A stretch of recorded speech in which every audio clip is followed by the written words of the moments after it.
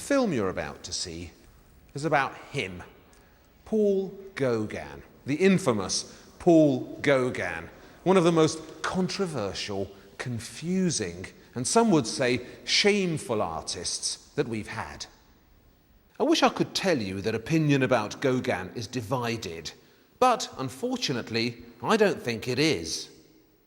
In my experience, most people think the same bad things about Gauguin, that he ran away to Tahiti to prey on the native girls, that his pictures are phony and primitive.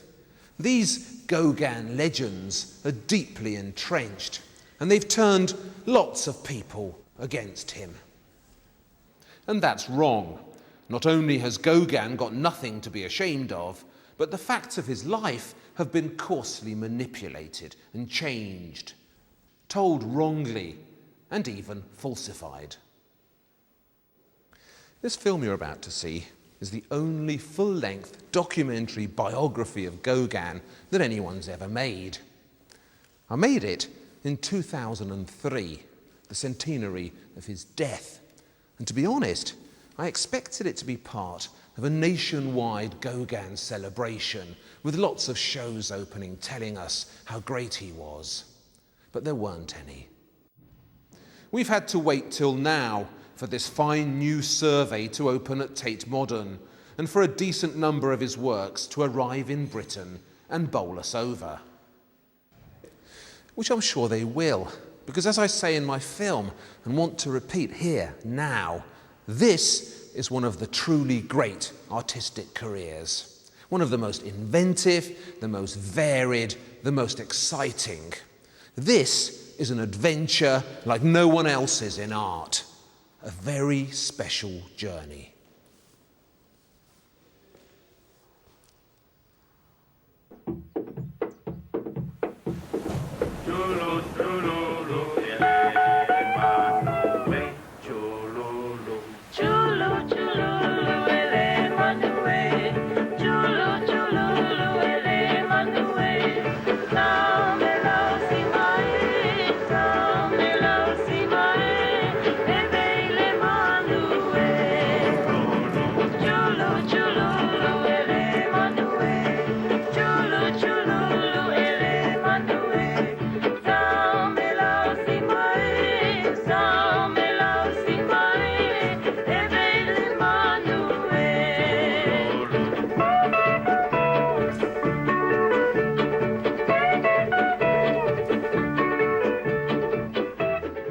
The modern world has grown suspicious of the man who painted this picture.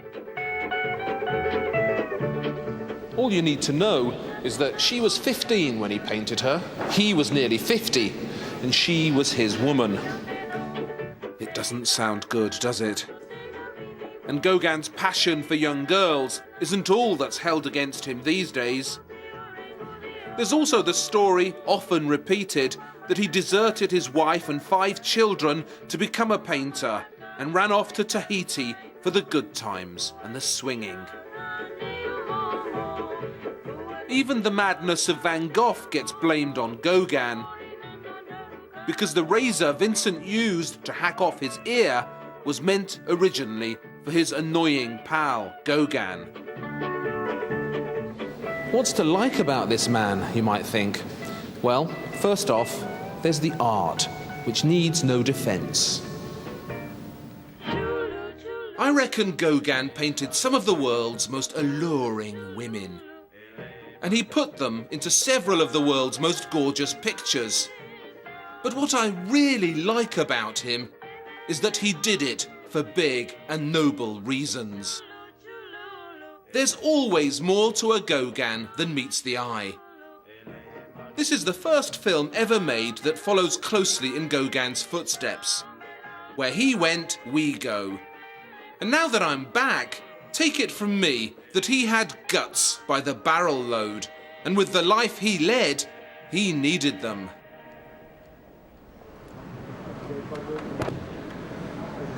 Gauguin, Gauguin, Bernard, Florence, Gaillet.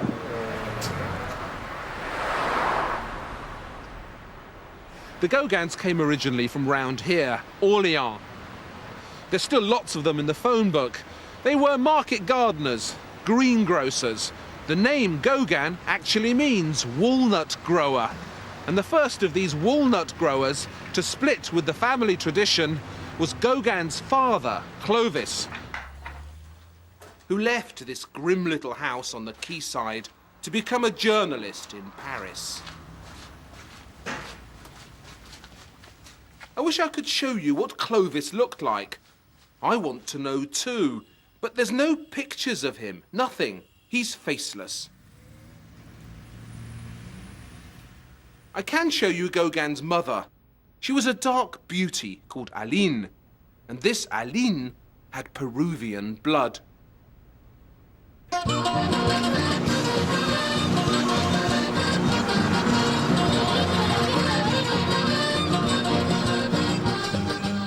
When Gauguin was 1 in 1849, his parents suddenly left France and came here to Peru.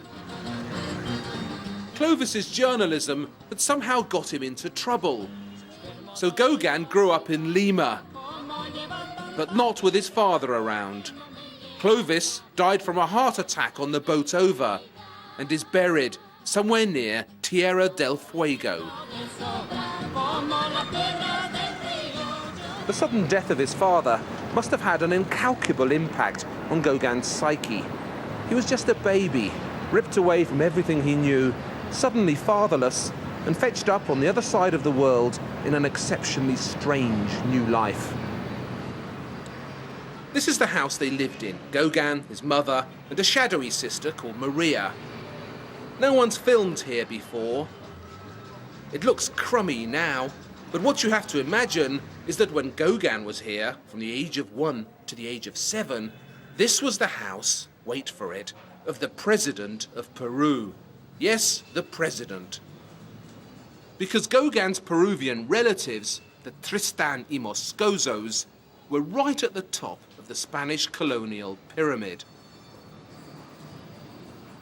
When Gauguin boasted in his memoirs that his uncle was the last viceroy of Peru and that he was descended from the Spanish Borgias, yes, those Borgias, the most wicked family in the Renaissance, no one believed him. But it was all true. Gauguin's Uncle Pio, a violent little reactionary, really was a Borgia, and he really was the last Spanish viceroy.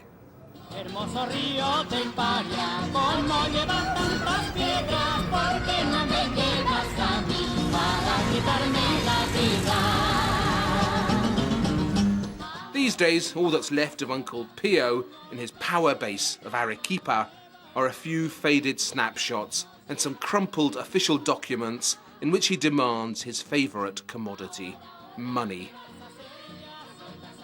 He had beautiful handwriting. It was a family talent. Gauguin had beautiful handwriting too.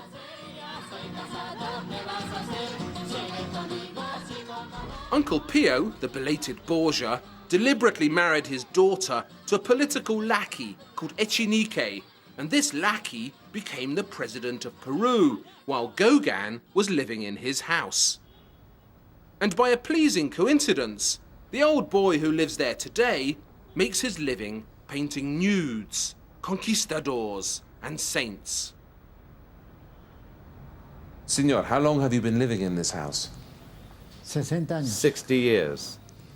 60 años. 60 and a half, to be more precise, yeah. It's not in very good condition now. When you moved in here, was it slightly smarter? Yes. When I moved into this house, which I bought, the house was very beautiful. It was, in a word, marvellous. All the doors and windows had their antique frames, which nowadays have completely disappeared. Do many people in Peru know that Gauguin grew up here, how important it was for his education and indeed for his whole worldview? It was so crucial to everything he did, the fact that he came from Peru, from this house.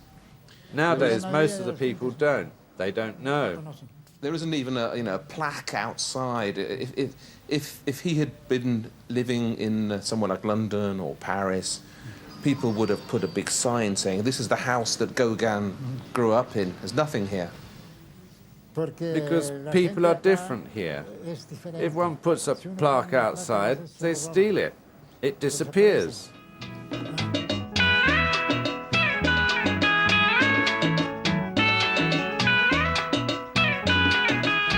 One of Gauguin's few early memories of his mother is of her wearing the traditional costume of Lima, one eye peeping out seductively from beneath her manto, the mysterious one-eyed veil which all women in Lima went out in.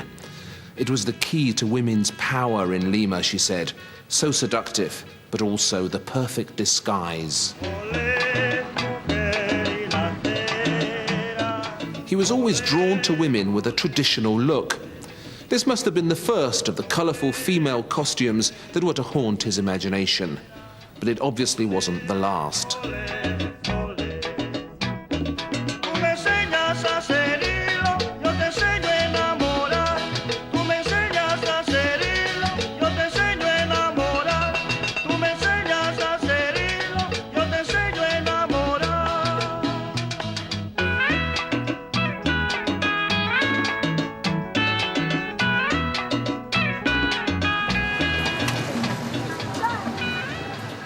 Gauguin was 18 months old when he got here.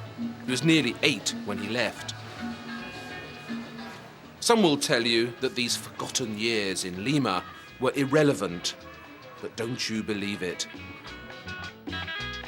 It was in Lima that Gauguin encountered his first art.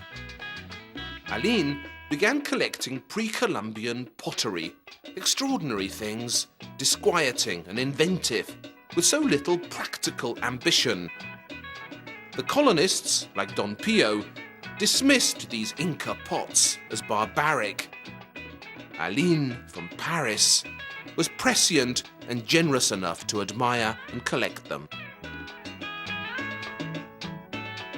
This black and demonic pot is the handiwork of a genuine pre-Columbian. This, however, is one of Gauguin's. It's a self-portrait with blood.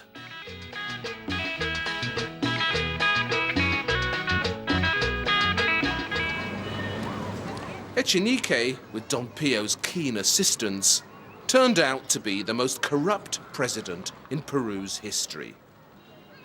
He was going to be overthrown. Aline must have seen it coming. It was time to flee.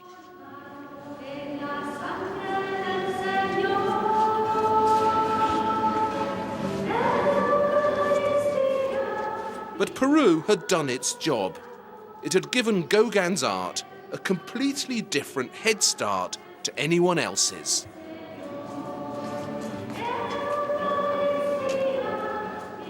When his mother took him back to France, he spoke no French at all. He was a foreigner, then and forever, whose first and preferred language was Peruvian Spanish.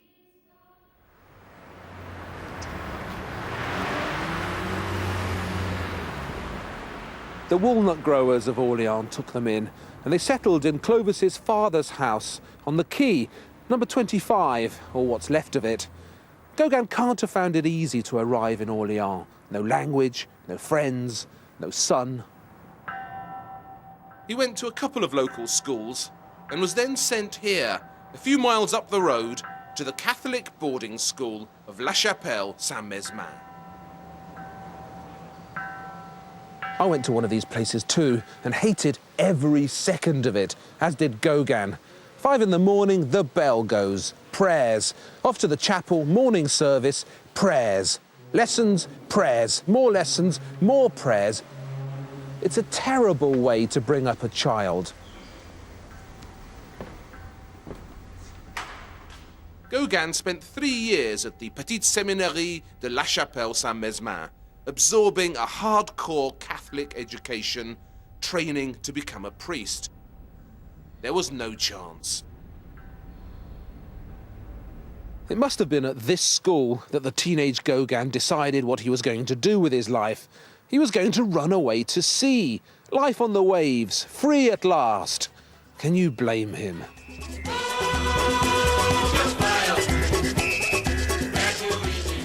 Gauguin has left us precious little information about his seafaring years. What few memories there are concern sex. According to his own boastful account, when the 17-year-old Gauguin arrived here in Brazil, the local women threw themselves at him and he managed to seduce a famous Brazilian actress from Rio. Then there was the fat Prussian passenger whom the captain fancied, but who chose the teenage midshipman Gauguin instead. Some of it is probably true. Women did go for him. And there's no doubt that the 6 years Gauguin spent on the seas, popping in and out of ports, amounted to an exceptionally exotic education.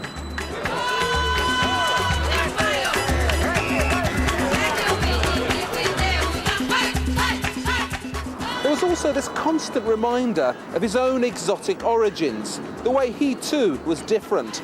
Arriving in Brazil for the first time must have seemed more like coming home than leaving home.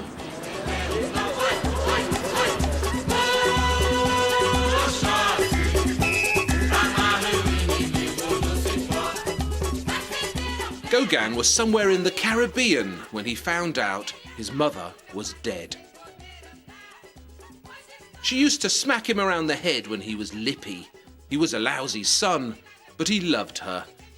And when he was middle-aged, he painted her from the only photograph he had and made her look forever young.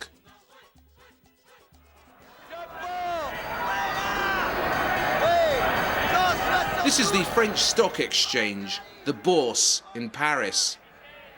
When Gauguin finally blundered out of the Navy, his mother's sugar daddy, a very, very rich Spanish banker called Gustave Arosa, decided to cast him against type and get Gauguin a job here. Gauguin was 23. He'd been at sea for 7 years. What can he possibly have known about high finance? Yet not only did he become a successful Parisian businessman, he stayed one for 11 years. So that's a file from Mr. Bertin, stockbroker, and we see that Paul Gauguin was the chief liquidator at the firm, that he had a salary of 3,000 francs at the time, and earned 1% of the net earnings. The employees of this department had to work very late at night to settle all the trades from the 2 weeks before. And I've read in the papers that sometimes they ended work at 2:30 a.m. So essentially, though, it was a bookkeeping job. He was putting all the figures together. Yes, we don't know exactly what he did every day at the stock exchange, but he was quoting some stocks or working in the Palais de la Bourse. He must have also done some things outside of the official work he did for Monsieur Bertin. He seems to have traded also. Well, everybody did, right? Yes. Most of the employees, their main job, apart from taking orders from clients, going to the stock exchange, but the main job was making money for themselves or their friends. And so I guess he acted like everybody else.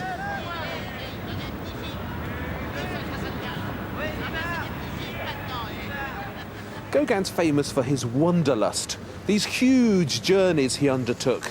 But once he got somewhere, he tended to stay put, almost immobile, like a snail curled up in its shell.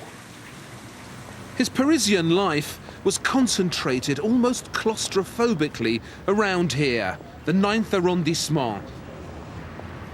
Quarter of a mile that way, quarter of a mile the other way. The Bourse where he worked is just down there. He lived at Rue La Bruyère, over there at number 21.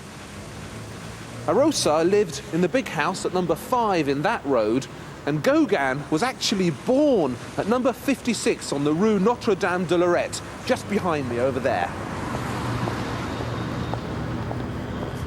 Next door at 54 is where the painter Delacroix lived, while across the street is where the Impressionist painter Camille Pissarro stayed when he first came to Paris. All in the same street. Businessmen couldn't help meeting artists around here, and artists couldn't help meeting businessmen. All around us are the cafes made famous by the Impressionists. They liked to meet down there at the Brasserie de Martyr, and at the top of the hill is a boarding house at number 51, where Gauguin first encountered his wife. She'd come from Denmark on a holiday, met Sophie Gad, a well-built Danish blonde for whom Gauguin fell immediately. She needed some persuasion. I found this in a museum vault in Copenhagen. It's Met, drawn by Gauguin. He must have carried it around with him, a love token. She looked so fragile, but she wasn't. This was a tough woman. She smoked cigars, loved dancing and parties, expensive dresses. They rushed into marriage and set up house in this posh apartment in the 9th arrondissement, of course. She thought she was marrying an up-and-coming financial whiz kid. What she didn't know was that her Gauguin had a terrible secret.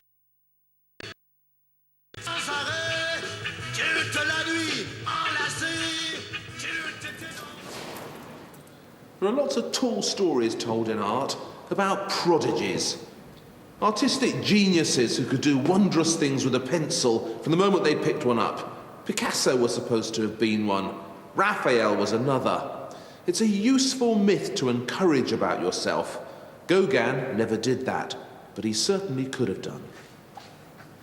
Here's the proof. It's dated 1873, which makes this one of the 2 or 3 earliest pictures we know by him. No teacher, no art school, completely self-taught, yet look how good he is. His mother remembers him making his first carving with a knife on the long sea voyage from Peru, with all those hours at sea to while away. When he became a sailor, there were presumably countless opportunities to sketch and whittle, but nothing survives. All we know for sure is that suddenly, in 1873, at exactly the same time as he became a stockbroker, he started becoming an artist too, and an unusually gifted one at that.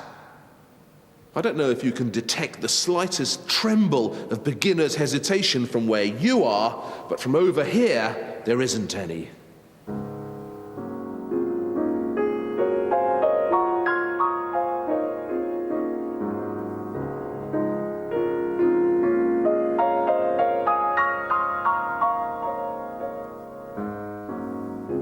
I don't think she had any idea of his passion for art. I really don't, not at the very first. I think she saw it rather as an interesting hobby that kept him out of the bars and cafes and things, and it was quite a safe hobby for a man to have. So it's a good thing that he was interested in art. Yes, kept him at home. You know, painting the children and her was better than out with a mistress or something. But that began to change. And she said to my grandfather, you know, she emphasised that she really had no idea that this was in him. And it was quite a shock to her at how much of a passion this was and how she felt unable to share it. Because I don't think she had any real passion for art. People forget just how talented Gauguin was with his hands. It's an obvious point to make, but this was something that he carved after only a few lessons in marble carving. It's astonishingly proficient. It is. I mean, with some help, I believe, from his neighbour, the sculptor. His landlord, yes. I think he apparently rough carved it with a saw, and then Gauguin finished it. So, yes, I think it's incredibly well done. This is Met, made extra pretty and ennobled.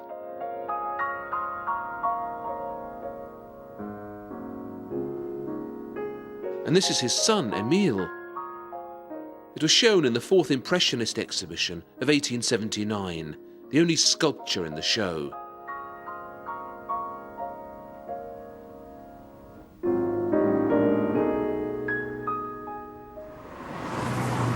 The Impressionists had two of their revolutionary exhibitions in this street, at number 11 and number 6. Gauguin was now working across the road with a banker at number 21. He couldn't avoid progressive French painters in the 9th arrondissement. They were everywhere. Gauguin fell in with Camille Pissarro and used to visit him on Sundays to paint in his garden. This is it. And look what we found at the back. Never filmed before. Gauguin's first nervous attempt at a self-portrait. So tempting, he tried it twice. Gauguin was running out of bourgeois compliance, just as the French stock market was running out of gas for its bubble. Met was reluctant to cut back on her maids and her dresses. Gauguin was reluctant to cut back on his art. So the posh houses had to go, and with it, the 9th arrondissement. It was time to move down market and across the river, to the poorer new urban sprawls of Vaugirard. This is the first house Gauguin lived in which he had a studio, a special room just for him to paint in, up there on the 3rd floor, overlooking the garden at number 8 Rue Carcel. There are some nuns living here now who wouldn't let us film inside. Nuns don't like to let Gauguin through the door. The nuns shouldn't have worried. Gauguin painted some of his most lyrical pictures at the Rue Carcel. His family in the garden. The church at night.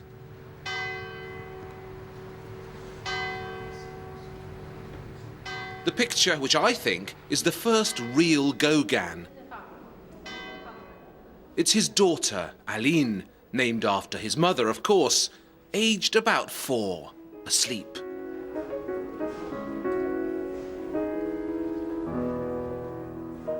Gauguin tiptoes into her room at night and sneaks right into her dreams. Of course, it could just be the wallpaper. It's this ambiguity that's so very him. Something else very significant happened here at the nun's house. You know that bit on a birth certificate where the father has to write what his profession is? Well, when Gauguin's 5th child was born, a boy, Paula, in December 1883, he wrote on the birth certificate that he was an artist. For the first time, at the age of 35, with 5 children, after years of toing and froing and being half a stockbroker and half a painter, here, finally, he committed himself to the way ahead.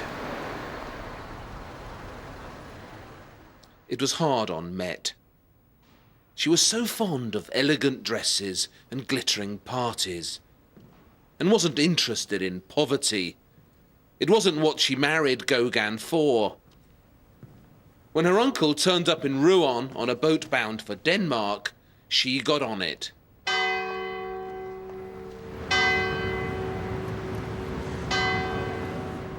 It was meant to be temporary, a respite.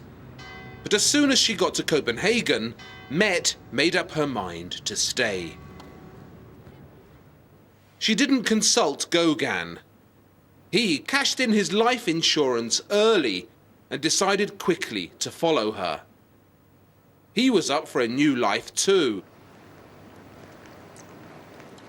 But the 6 months he spent in Denmark were the most humiliating of his life. I hate the Danes, he spat in his memoirs, and in case we missed it, he repeats himself, I hate the Danes. Before leaving France in a final lunge at respectability, he'd managed to get himself a job here in Copenhagen as a tarpaulin salesman for a French manufacturer of a new kind of waterproof cloth. Gauguin was going to be their Scandinavian representative. He'd hoped to use Met's contacts to sell this stuff to the railway companies for covering freight wagons. Unfortunately, Denmark already manufactured its own perfectly adequate tarpaulins, so why buy French ones? Everything went wrong. He couldn't speak the language, he knew nothing about waterproofing, Danish businessmen didn't like him, and he didn't like Danish businessmen, and there was never any real chance of this wild stab at the Scandinavian tarpaulin market paying dividends. The stay in Copenhagen turned quickly into an exercise in living more cheaply.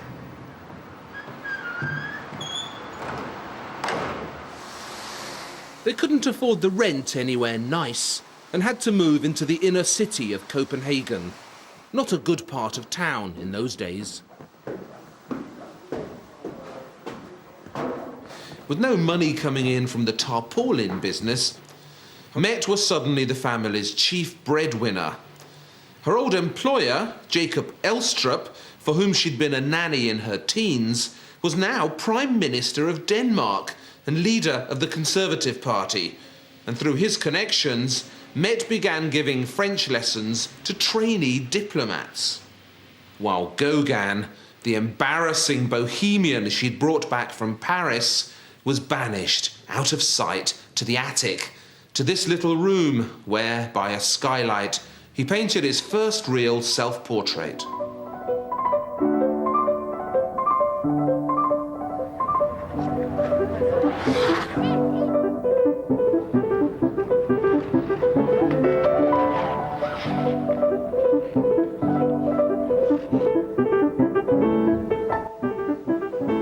Gauguin only painted a handful of pictures in Copenhagen.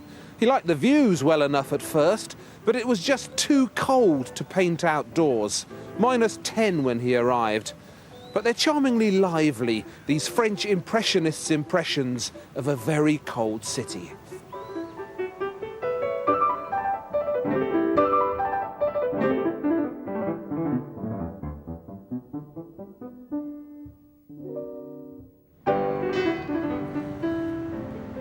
Met was constantly embarrassed by him. His political views, his appearance, the lack of income, none of it went down well with her disappointed family either. In the end, the whole lot of them, brothers, sister, mother, ganged up on him and told him to go. If he didn't leave Copenhagen, Countess Moltke, who'd been paying for his son Emil's schooling, was going to stop the money. Met took her family's side in the confrontation. She stayed, he went. It's usually said of Gauguin that he left his wife and abandoned his family. What actually happened here in Copenhagen was that she and her family threw him out. Perhaps they had good reason to, but it is a different storyline.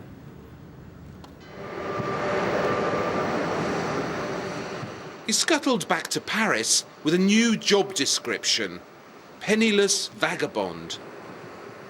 And that winter, guess what he took up? Pottery. Yes, pottery.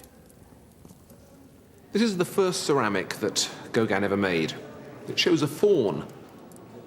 Now fauns, satyrs, the god Pan, various representations of a man who was also half a goat, were very popular in the 19th century. In the age of Darwin, they struck a 19th century chord because they were taken as symbols of unbridled sexuality, of the primitive savage man hiding within the civilized man. This appealed to Gauguin a lot, of course. And rather interestingly, it's the first time he uses the monogram PGO, which he later used on a lot of his paintings, and you can just see it there at the bottom of the faun. Now, PGO in French, Pego, was apparently a word which he'd also picked up on his travels earlier as a sailor. It was a kind of British nautical slang for a penis. A pego was apparently what sailors used to call each other when they had arguments on board ship. So in choosing this monogram, Pego, he was very deliberately harking back to his own sexual problems with Met.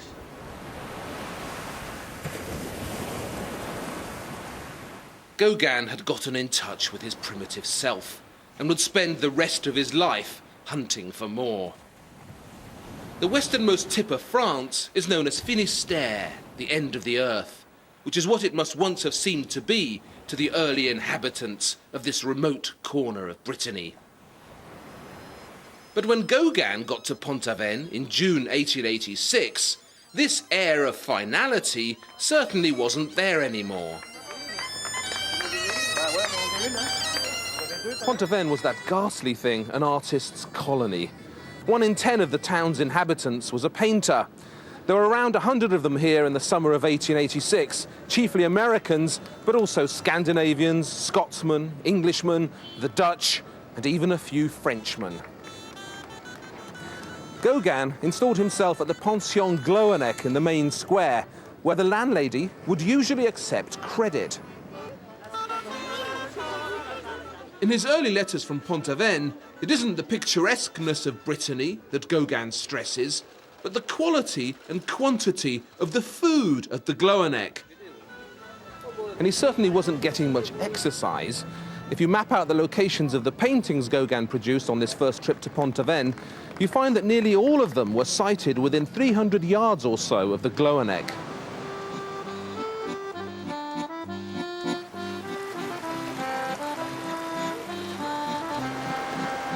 Bonjour, belle bergère, l'éclat de tes beaux yeux me fait sur la fougère venir t'offrir mes vœux. Quand je... It was in Pont-Aven that Gauguin did international creativity an enormous disservice by inventing what we now think of as the typical artist's look. He bought himself a blue fisherman's jumper, which he set off with a jaunty beret, trying to pass himself off as a working seafarer. He later refined this indoor fisherman's look by adopting the coloured Breton waistcoats, which the locals wear to dances.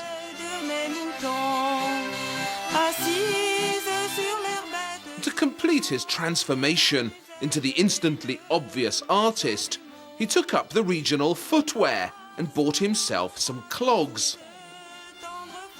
Later still, he carved and decorated his own so very lovingly. When a man makes his own footwear, you feel, he makes his own way in life.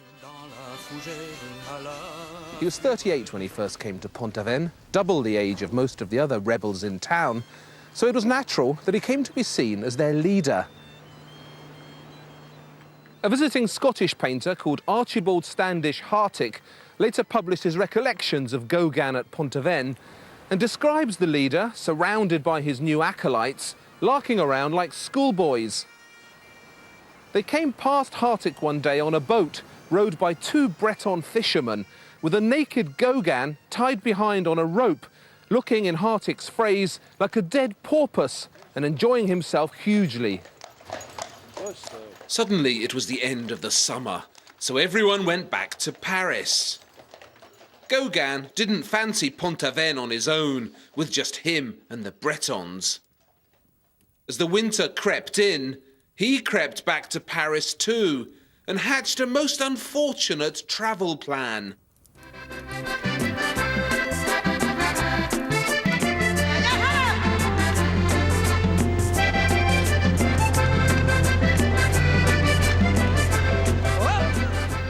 Of all the harebrained schemes that Gauguin came up with in his life to get rich quickly, and there were plenty of them, the most ill-advised of all was his decision in April 1887 to come to Panama.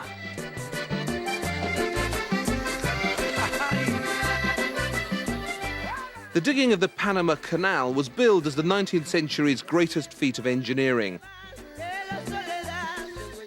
The French were going to show the Americans on their own doorstep how to fashion a miraculous nautical shortcut that avoided the whole of South America by gouging a great trench through the Isthmus of Panama. It sounded like such a good idea that money poured into the project. Investing in Panama was the internet boom of the 1880s. Gauguin didn't come to Panama alone. He'd managed to persuade his besotted disciple from Pont-Aven, Charles Laval, to come with him. Gauguin's sister was married to a Colombian, Juan Uribe, and Uribe was already in Panama searching for the same pot of fool's gold. Gauguin thought that Uribe was running a bank here in Panama City, but it turned out to be a shabby general store, and there was no job going for him anyway. The focus of French colonial life was the Grand Central Hotel in Panama City. It's derelict now. A couple of squatters were the only inhabitants when I visited. But in 1887, everybody met everybody in the Grand Hotel. Hello? You're Felix? Red. Hello, hello. Gauguin couldn't really afford to stay here, but that didn't stop him. The central courtyard had a huge American bar, a casino, and a billiards table. Hotel Grand Central, see? And this is the courtyard here, where the billiards table and the American bar. Yeah? See. Should you have a look? There's a mysterious passage in Gauguin's memoirs where he describes himself as a champion billiards player who wins a momentous game against some Americans with a famous display of French potting brilliance. It must be some kind of blurred memory of a night here in the courtyard of the Grand Central Hotel. I don't doubt that Gauguin was handy at billiards. He was one of those fiddlers who try lots of things and get good at them. He fenced, he boxed. When he took up musical instruments, he soon learned to play the mandolin and the guitar. And with this same restlessness, he tried his hand at so many different ways of making art. Sculpture, pottery, all manner of print methods, carving walking sticks and pipes.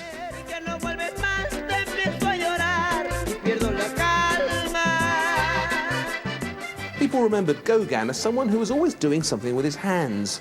He had a busy, questing mind and fidgety fingers. Being good at billiards would have been his kind of skill.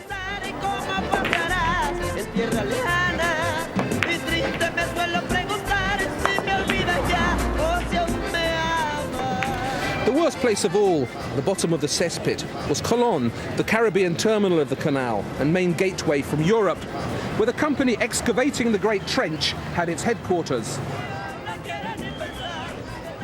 Colón was one of the foulest places on Earth, and it still is. There were no sewers, the rats were notoriously large, dead cats were thrown into the streets, a few human corpses too, and the French had created macabre mountains of bottles in Cologne, the size of two-story buildings, from the wine they guzzled madly in preference to the deadly local water. But this is where Gauguin and Laval ended up, hustling for work. Gauguin wrote to Mette that he'd become a labourer and was swinging a pickaxe from dawn to dusk, which is unlikely. He was probably a foreman or perhaps a clerk. Most of the labourers were black workers from Jamaica, an eminently expendable workforce, easy to replenish. Within 2 weeks of getting his job in Cologne, Gauguin was fired. He'd saved just enough to get out.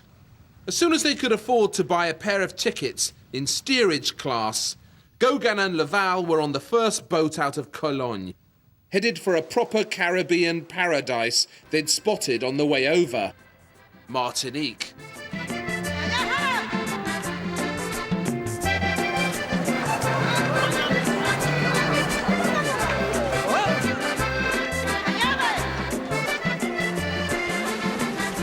Sentimiento para ti, mi vida.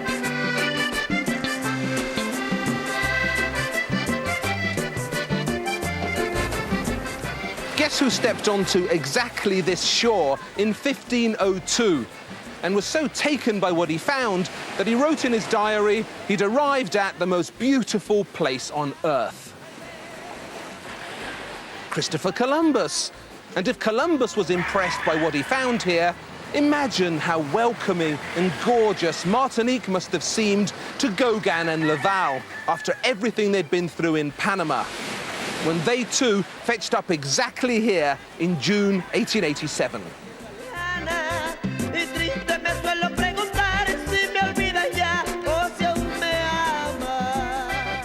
They arrived at Saint-Pierre, just over there. In those days, the largest and most elegant town in Martinique. Little Paris, they called it, the pearl of the Antilles. It sits in a large sandy bay and has looming over it an exceptionally picturesque volcano called Mont Pelée. Tu étais jolie, mais tu n'as pas dit oui. The first task was to find somewhere to live. Not easy. Saint-Pierre was expensive, they were broke, and what tiny quantities of money they'd saved in Panama had to be spent on medicine, because almost immediately, Laval went down with the dreaded yellow fever. Tu vécu sans souci, courant après l'amour. Gauguin survived in better health for a couple of months before he too succumbed to a ghastly combination of dysentery and malaria. All picked up in Panama, of course. Thank heavens they got out of there.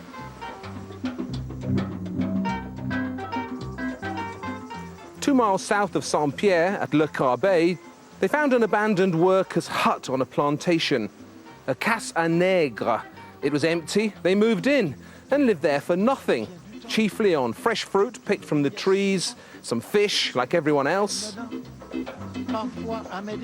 Life was not very difficult because there was many foods. There was a simple alimentation with breadfruit, bananas, and the fish. Every morning there were fishes from the sea. So it's true what people say, which is that basically, even if you didn't do any work or didn't make any money, you could get food, because you pick the fruit from the trees, you get the fish. And I think the neighbors help them a lot. The neighbours help? The neighbors, because it is like that in Martinique. So people help one another. Even if they're French colonists arriving for a short visit like that, still people would help them, look after them? Yes, I think so. The landscape outside the Casa Negra was magnificently luxuriant.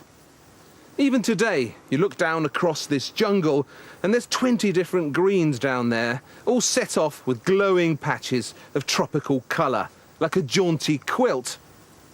If anywhere was going to shake the hesitancy of Impressionism out of Gauguin, that French dabbiness that passes so easily for uncertainty, it was here.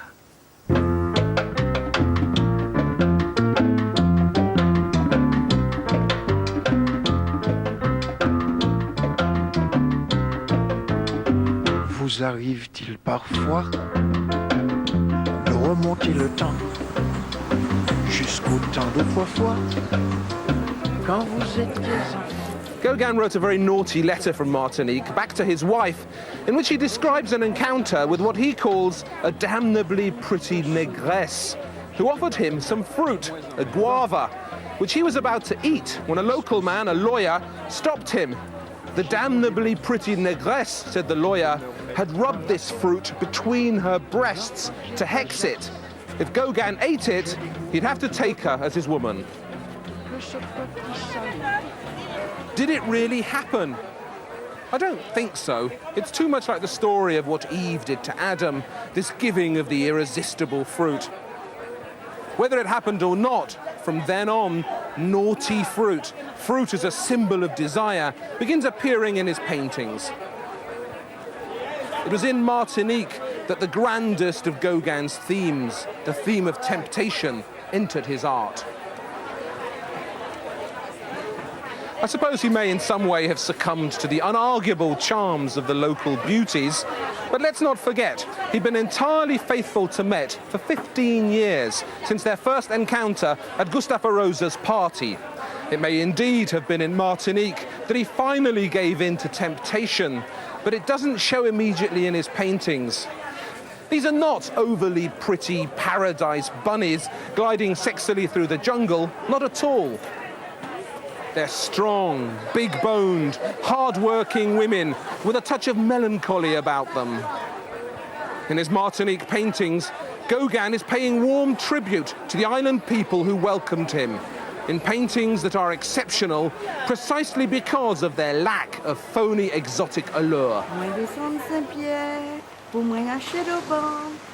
You feel he would gladly have settled in Martinique, like all the other French paradise hunters now overrunning the place. But the local doctor told him to go home or he'd die. The dysentery and the malaria was getting worse and worse. Gauguin never came back to Martinique, although in his thoughts, he never again left it.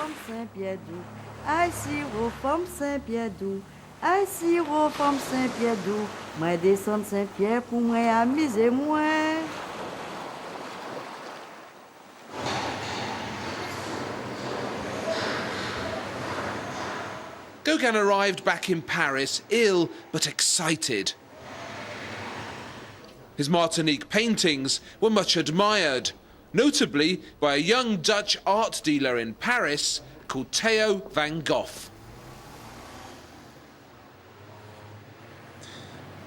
There's a loft for sale here for 1.5 million euros, and its selling point is that it's in the building in which Theo's brother, Vincent van Gogh, used to work as an art dealer before he became a painter.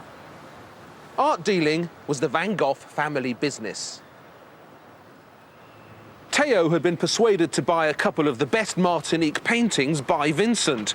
In this concentrated artistic milieu of Montmartre, where everyone knew everyone else, it was inevitable that Van Gogh and Gauguin should meet. Gauguin's stories of Martinique fired Vincent with a similar ambition. He too would seek the sun. Why didn't the two of them share a studio in the south? They could eat together, live together more cheaply. Yes, yes, said Gauguin, let's do it. He then promptly forgot the offer. Vincent never did. Instead of heading south, Gauguin took the next train to Pont-Aven, the nearest thing he had in France to a home. Gauguin's second visit to Brittany began dismally. It was February. There was no one else there. The others were too sensible to risk the winter weather in Pont-Aven.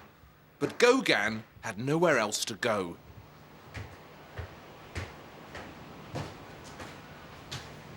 He was ill and hadn't recovered from the deadly mix of dysentery and malaria that had nearly killed him in Martinique. He spent most of the winter months at the Gloanec in bed, recovering, unable to work.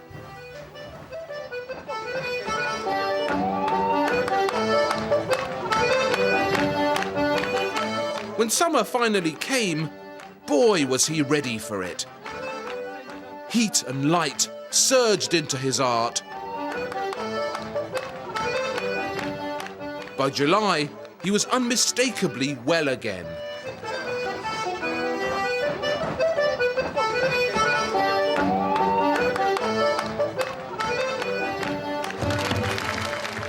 Gauguin's gang had a crucial new member, a 19-year-old boy genius called Émile Bernard. Bernard was already friends with Van Gogh. But in Pont-Aven, it was only Gauguin who interested him. Bernard yanked Gauguin's attention away from the peasants, the cows and the fields, indoors to where the light did eerie things. Gauguin already knew about the magic of stained glass from his own fiercely Catholic past, but he'd forgotten. Now Bernard was reminding him. This is one of the most important paintings that Gauguin ever produced. It's called The Vision After the Sermon. It was painted in probably September 1888. And it's a picture of the peasants, the Breton women in Pont-Aven, coming out of the church after the Mass they'd just been attending.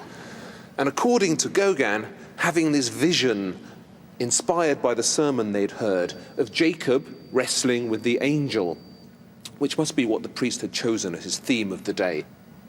And he's taken the Breton women and he's closed their eyes so that what you seem to be seeing is a dream they're having. This isn't really happening. It's something that's happening only in their imaginations. So it's an attempt to take the ancient spirit of the Bible, of the Apocalypse, of the Gospels, and to bring it up to date and to deposit it right in the lap of the Breton people in 1888. But of course, Gauguin thought this was, quite rightly thought this was one of his greatest paintings. He offered it to the church at Pont-Aven, and they refused it. They didn't want it. And that must rank as one of the biggest mistakes that the Catholic Church ever made.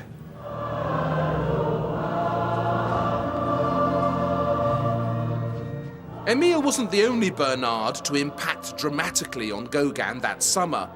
On the 15th of August, Emile's 17-year-old sister, Madeleine, joined them in Pont-Aven.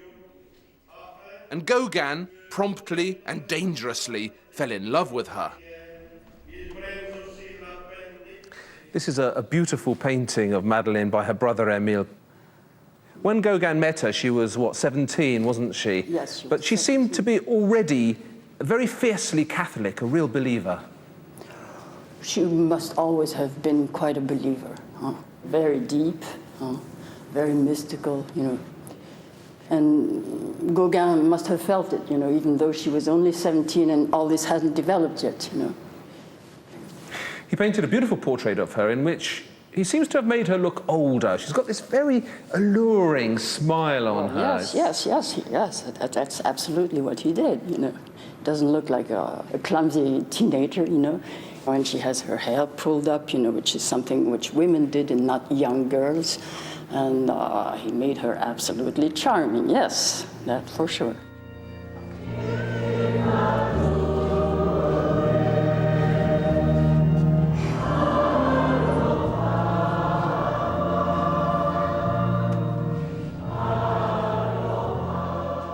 It couldn't work out because he was old enough to be her father, but you know that's not an absolute obstacle.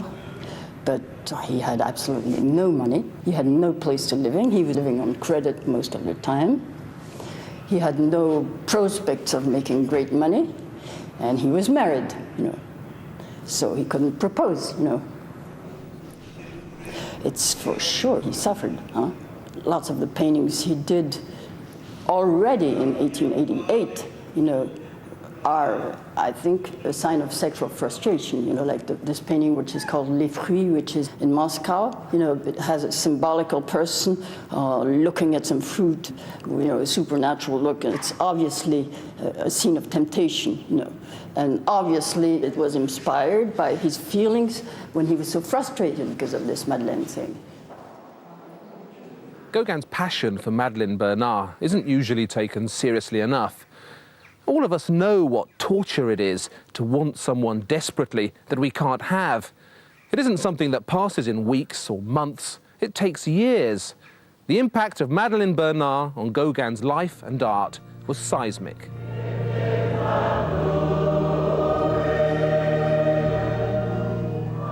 Madeleine also plays a covert role in the vision after the sermon.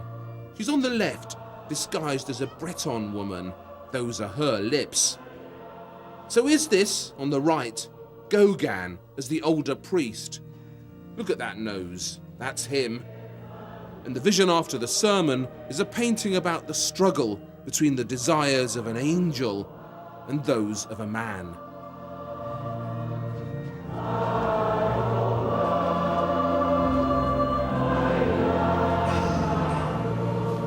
For 6 months, Van Gogh had been pestering Gauguin to come to Arles, a sleepy south of France backwater, where Vincent had burned away the summer, painting his yellowest works. They could share ideas, live cheaply, start a confraternity of artists, a studio in the south, as Vincent called it, with Gauguin as the senior monk or abbot. It was through the post that this hounding of Gauguin went on. You must come, he writes again and again. And in this obsessive pursuit of Gauguin's presence, there are signs already of imbalance. What made the situation intrinsically precarious was the fact that Gauguin was temporarily imbalanced too.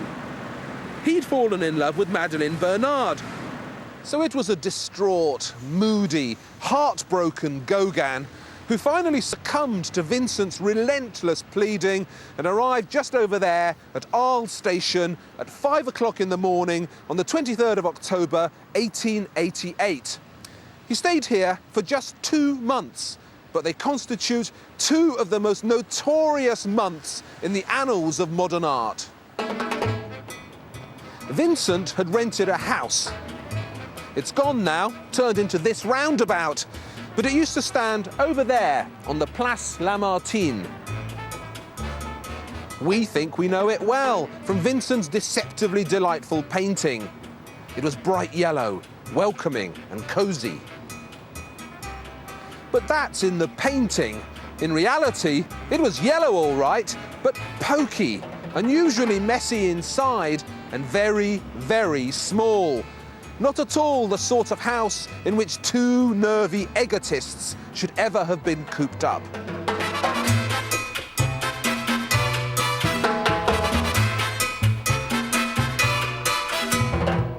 On the first day, Van Gogh showed Gauguin just about everything there is to see in Arles. And then in the evening, he took Gauguin to his favourite brothel, state-run, the Maison de Tolérance No. 1, where Vincent had developed his own uncomfortable crush on a working girl called Rachel. He used to pay her just to talk to him. Gauguin wouldn't have done that.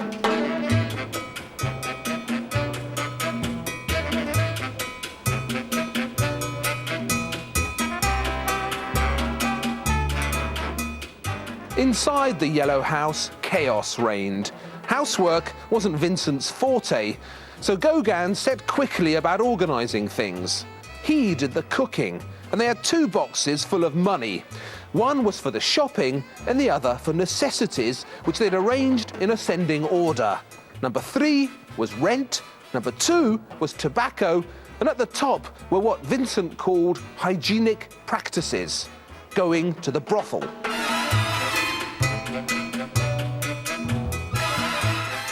Thus organised, the 2 members of the Studio of the South set about a painting schedule that would have driven many a man to madness.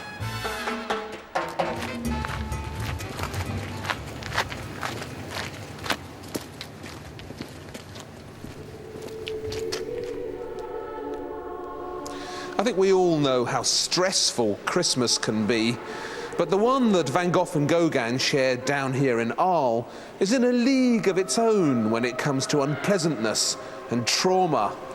It marked the end not only of Vincent's dreams of a studio in the south, but also of much of his sanity. And, of course, a large chunk of his ear. For weeks they'd been cooped up in the yellow house, drinking, arguing, competing, while outside it rained and rained, one of the wettest autumns on record. It all came to a head on the night before Christmas Eve. The only eyewitness account we have is Gauguin's, which some consider unreliable, though it tallies with what the police recorded. They'd gone out for a drink, quarrelled, and Vincent had thrown a glass of absinthe at Gauguin. It missed. Gauguin frog-marched him home and put him to bed. And then he went out for a walk on the Place Lamartine.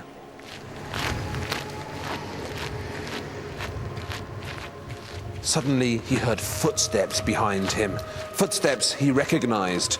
He turned around, and there was Vincent, about to attack him with a razor, one of those that flick open dangerously. Gauguin glared at him, and Vincent ran off into the night.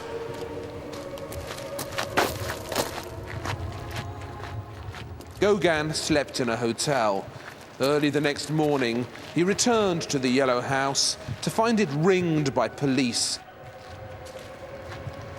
His friend, the police told him, had cut off his ear with the razor, wrapped it in a newspaper, and taken it round to the brothel where he'd left it for Rachel. She opened the gruesome gift and started screaming.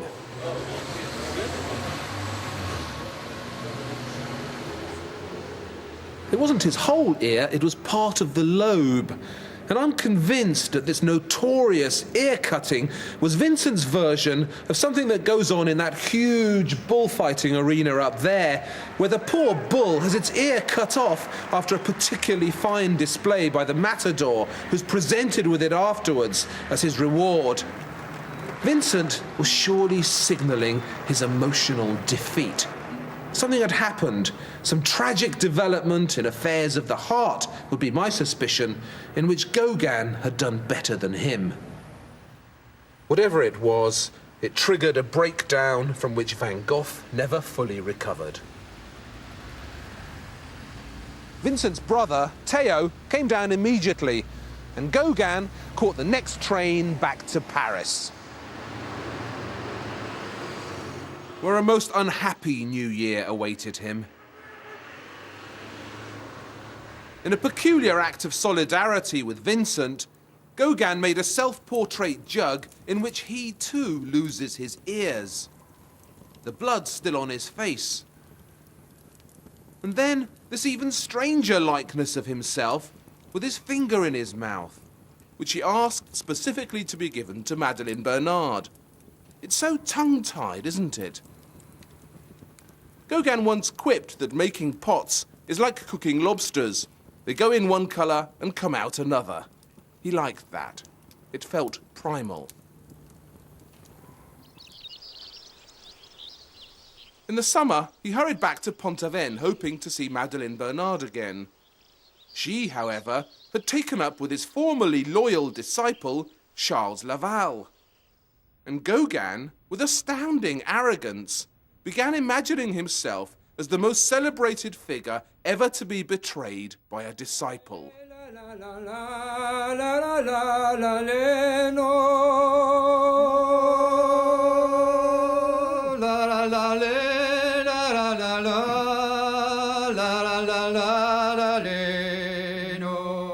The dead Christs of this nervy Breton summer are self-portraits lightly camouflaged.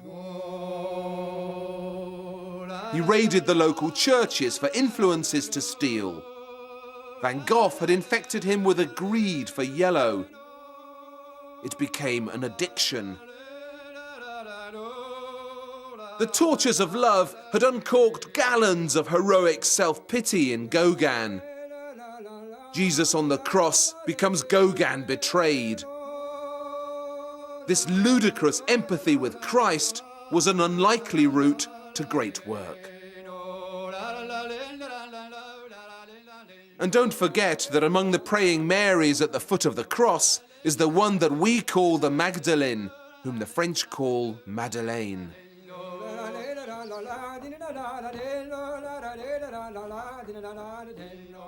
When it became clear that the Bernards would not be risking their daughter anywhere near him that summer, he fled further to where Brittany runs out, where, in a hamlet called Le Pouldu, he'd found himself a new disciple, another ginger Dutchman with problems, called Meyer de Haan. This is La Buvette de la Plage. Gauguin settled there for about a year, from winter 80-89 to the next year. He was looking for a wild place, a primitive place. That's why he came there. So when Gauguin arrived, he had no money at all. But his friend, Meyer de Haan, he was a rich man. And he gave money to Gauguin, and in exchange, Gauguin taught him how to paint. De Haan was a hunchback, about 5 feet tall, with a head full of bright red hair and large paw-like hands. Given how ugly de Haan was, it must have been galling for Gauguin when the beautiful owner of this poky B&B, Marie the Doll they called her because of her good looks, chose to have de Haan's baby and not his. Gauguin, after all, was a married man, unlike the bachelor de Haan, so he had to make do not only with the smaller upstairs bedroom, but also with the Buvette's maid, who slept downstairs in a tiny space at the back, down to which Gauguin would sometimes creep when the nights got lonely. So now, Gauguin's room. He chose this room because he wanted to see nature. But you need many imagination, because at that period there weren't any cars or any trees and no houses too. But he could see the sea. That's why he chose this room. So now we go in the dining room. I've been looking forward to this, the Sistine Chapel of dining rooms. The winters are tough here, there's nothing to do, except spend the coldest months indoors redecorating. So most of the works were doing by Gauguin and Meyer de Hahn, and even the ceiling was painted, and the windows too. There are self-portraits of Gauguin. You see it's the modesty of Gauguin, Gauguin the saint, and also the apples and the snakes, which represent the temptation. So you can see it represents the good, and he thought that his friend Meyer de Hahn would be the devil. Meyer de Hahn with all the characteristics of the devil. Hair like corns and strange eyes, strange hands. Thus the guests faced a daily choice between the good door and the bad. Bonjour, belle bergère, l'éclat de tes beaux yeux me fait sur la... Gauguin had started having serial affairs. He was 41, so let's call it what it was, a midlife crisis.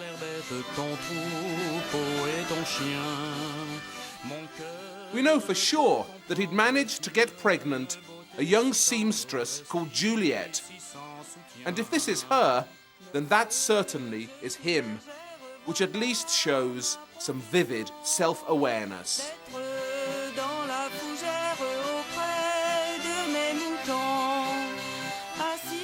But the work which most tangibly captures the sexual storm that was raging in Gauguin is this great wrestling match in wood, now in Boston Museum. Soyez amoureuse, vous serez heureuse.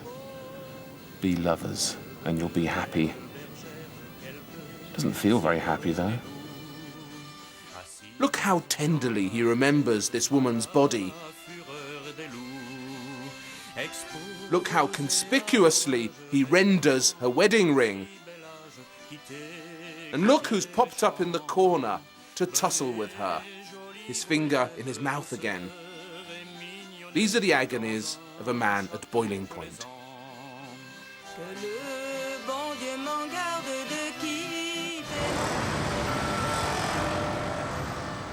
Gauguin was now determined to get out of France.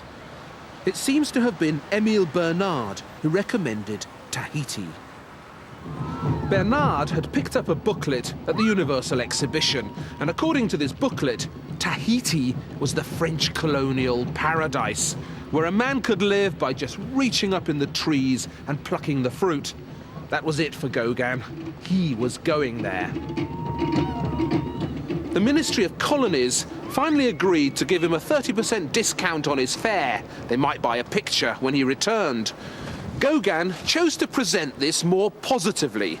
He was going to Tahiti on an official government mission. There was time for one last visit to Copenhagen. Met had got fatter, more manly, but his Aline was so pleased to see him and loved him so much.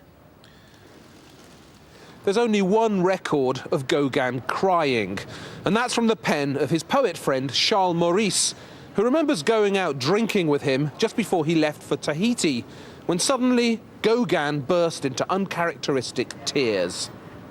"I've let down my family," he sobbed. "I failed them as their breadwinner." And he ran out of the cafe, bawling his eyes out.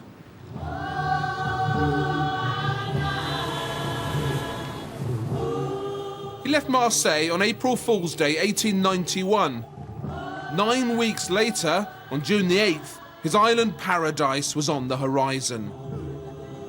With perfect symbolic timing, it was his birthday. He was 43. Gauguin had packed ambitiously for the journey.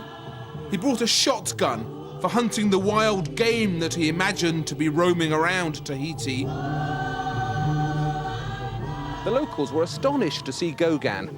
He was wearing a brown velvet suit, purple shoes, and a cowboy Stetson he'd picked up at the Buffalo Bill Wild West show in Paris. Most outrageously of all, his hair was down to his shoulders. The Tahitians gathered around and tittered at this unusual arrival.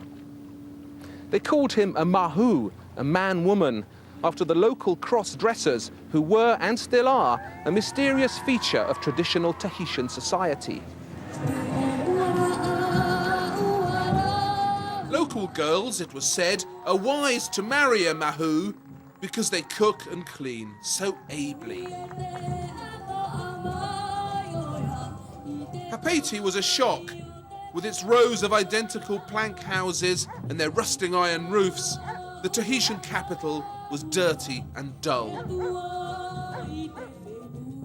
As a painter on an official mission, Gauguin was courted by the resident colonials who suspected that his painting might be a cover and that he was really there to spy on them for the French government.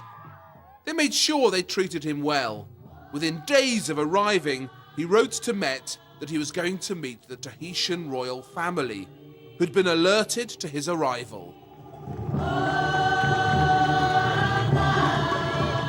It never happened. A week after Gauguin reached Tahiti, the last Tahitian king, Pomare V, abruptly died. He'd drunk himself to death. It was a family tradition. His great-grandfather, his grandfather, and his father had gone the same way. Pomare V's favourite tipple, apparently, was rum mixed with whiskey and brandy and some liqueur. The monument they erected to him here, in a delightful display of Tahitian funereal irreverence, is topped by a giant tribute to King Pomare V's chief appetite, a bottle of Benedictine. Gauguin was asked to supervise the decoration of the state funeral. He refused, insisting in an early display of empathy with the natives that the king's widow was in a better position to do that.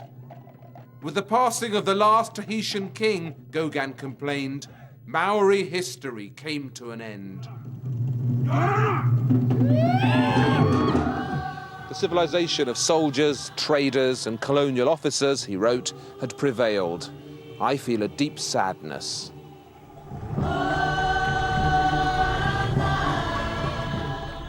The missionaries had certainly been busy imposing crude respectability on the natives.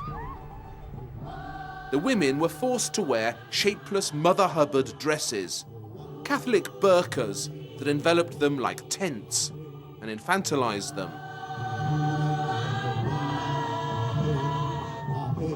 He'd sailed halfway around the world, imagining an unspoilt tropical paradise. But the missionaries and the colonial hypocrites had got there before him. Well, there was girls around in Papeete, and some were prostitutes. The girls who were prostitutes, they would have medical visit, compulsory. And Gauguin painted that painting, Tema Tete. You know, you see that painting of the woman sitting on the bench there, which is in the Basel Museum, you see. Well, people say they have their fans like that, but it isn't at all their fan. It is what? It is their card to show and say, look, I'm in good health because my card has been signed by the doctor. Why is that? Because a ship just came in, because if you look at the painting, you find in the distance, there is a naval ship, and so the men are going to go ashore, and Tema Tete doesn't mean the market, it means close to the market in Tahitian, you see. It means this is close to the market, and this is where you could meet those girls. So what we would call a meat market today. Meat market, that's right, yes.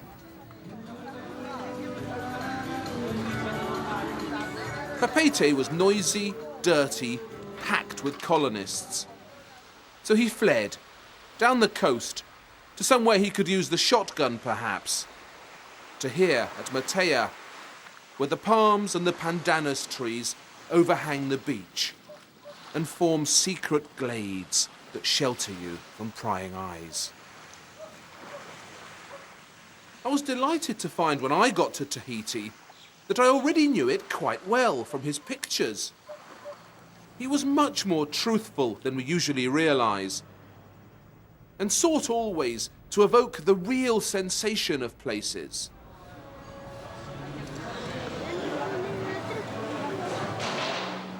Tahiti's basically a mountain chain with a beach around it. When you look at Tahitian Gauguins, it's useful to know that if the mountains are in front of you, the sea will be behind you. And the coastal strip with those shady pandanus glades was his favourite terrain. Aha oe feie. What's that? Means, why are you jealous? Is Tahitian a difficult language to learn? Gauguin used it, of course, in so many of his titles. Well, Tahitian first was never written. It was the missionaries who first wrote Tahitian from what they heard. But Tahitian language is easy to learn. We have only the 6 vowels and 8 consonants in our language, so half of what you have in English or French. So it makes it easy. In 1 hour, anyone from any country can read without really understanding what they're reading, but correctly. People forget, I think, there's quite a lot of English in the Tahitian language. Yes, because we need to remember that the British came first to visit our islands. 1767, when these people disembarked from the ships and came to bring their greetings to the king or the queen, they would come to them and say, "Your Honor, we bring you greetings from King George," or whatever. And the Tahitians heard that. They didn't have such thing in their own language. And then they learned to say Iorana from Your Honor. So, and Iorana is, of course, the title of one of Gauguin's most famous early Tahitian paintings, Iorana Maria. Iorana Maria, which is a tribute to Mary. In that painting, of course, Gauguin imagines Mary to be one lady here, carrying Jesus on their shoulder. And so when people go to church in Tahiti, do they greet each other in the street, Iorana Maria? Iorana, yes. They call themselves by name, and Iorana, they embrace, because this is the custom here in our islands. We kiss every occasion we have, of course.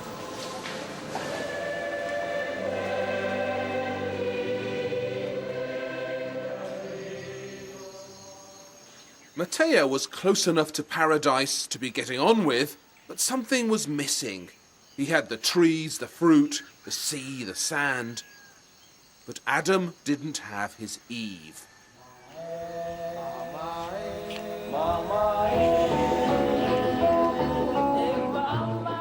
The local community was tiny. No girls next door were free or keen, and he was nervous of approaching his strange new neighbours. So one day he set off on the stagecoach to the east of the island, completely undeveloped in those days, to Faone, where he was invited into a bamboo hut by a typically hospitable local woman. She offered him food and drink, and then, when he blurted out that he was looking for a wife, she told him she knew exactly the right person, her daughter, Taha Amana, who was 13. Gauguin records their courtship conversation. "Are you afraid of me?" he asked. "No," she replied. "Will you live in my hut for good?" "Yes." "Have you ever been ill?" "No." And that was it. She went home with him. On the way back to Matea, Taha Amana popped into another house in Faone, where she introduced a second Tahitian woman as her mother. Gauguin didn't know then that it was the Tahitian custom for children to have foster parents in addition to their biological ones, to spread around the babies and the joy that came with them. Gauguin fell in love immediately with Taha Amana. She was his Eve at last. And he celebrated her origins in a demure painting he called Marahi Metua no Taha Amana. Taha Amana has many parents. The picture seems to discover her ancient lineage.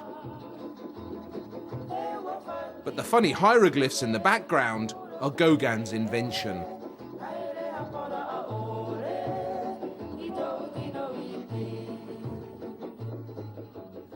What do you think about Gauguin's taking of very young brides? Obviously, in the West, some people feel very uncomfortable about it. Well, in the culture of the Polynesian people, a young lady being at the age of having children is considered a woman. And in the case of Gauguin, of course, he took her for his station wife. But it's not uncommon. In many cases, we have people here. Just one example, my father was 36 years older than my mother, but it didn't shock any. People don't look askance at it and think that that's in some way immoral. No, they don't. Of course, with the influence of the missionaries that came later, that was probably brought to the knowledge of the people that, you know, you shouldn't do this. But the hope for life here is about 13 years shorter than it is in Europe, and that's on statistics. We die here at 50, so why wait until we're 20 to start having children when we can have them at 14? I mean, that's one way to look at life. Well, tell us about the Mano Tupapao. How do you understand that picture? Mano Tupapao. Well, Gauguin has given the explanation, so you have it, no? He says he had stayed in town for quite late. When he came back, there was no light, and he found her completely frightened because of the spirit. And the Tupapao, which is the spirit, to see. So she was there, frightened, and it gives Gauguin the idea of that painting. In a house, he would keep the light on all night because of the spirits, still today, you see, in some places. Because spirits wander at night, you see. Today, you have still some strange habits. For instance, they still go and dug the bodies when they have problems with the Tupapao and so on. They go in the cemetery and dug the body of the person. So they dig up a body of an ancestor, or? Yes, of who they think the Tupapao comes from.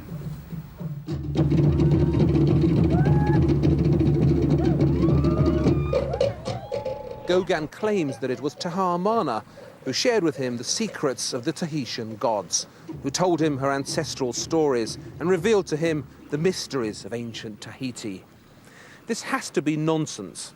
As a 13-year-old, in a world where no one told those kinds of stories anymore, she cannot have known any of the concoctions of myth and fable and sheer fancy with which Gauguin was now filling his paintings.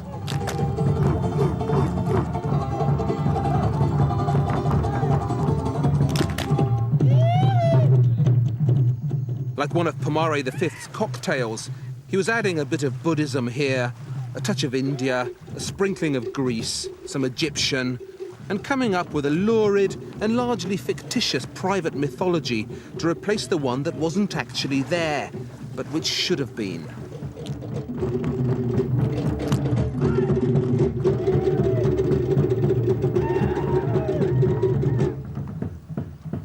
The first trip to Tahiti ended on June the 14th, 1893. He'd been here 2 years and successfully produced 66 revolutionary paintings and a cluster of remarkable sculptures. Taha Mana was at the dockside crying, dangling her feet in the water. She threw wreaths of white flowers into the sea, as Tahitians do. But as far as Gauguin was concerned, that was the Tahitian idyll finished with. There was no reason ever to come back.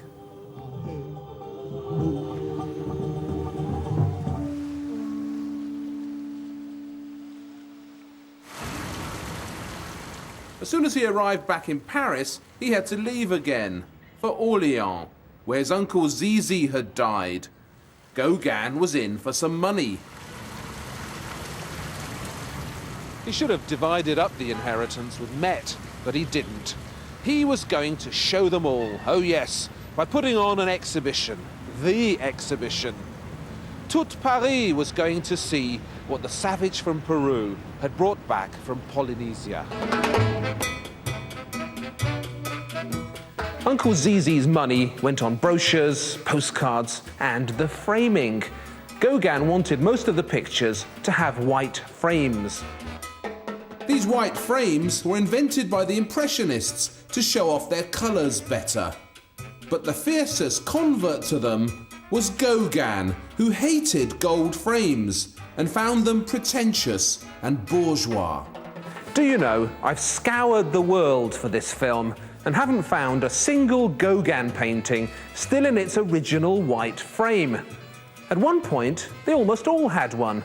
You can see in the backgrounds of his still lives that his own Impressionist pictures were framed in white. But framing 42 pictures all at once is quite an undertaking. The show, the one that was going to wow them, had to be delayed by a week. The frames weren't ready. It finally opened on November the 9th, 1893, with a hesitant squeak rather than a big bang. The show had all his Tahitian masterpieces in it, but the critics grumbled about it. They accused Gauguin of trying to make himself artificially exotic with these dreamy Tahitian girls under their coconut trees. They mistrusted the authenticity of his feelings. Gauguin made matters worse by turning up at the opening looking like a twit. He wore a long blue cloak with a silver clasp, loudly checked trousers, and a large astrakhan hat. There was enough stockbroker left in him for him to know the value of standing out on a crowded shelf.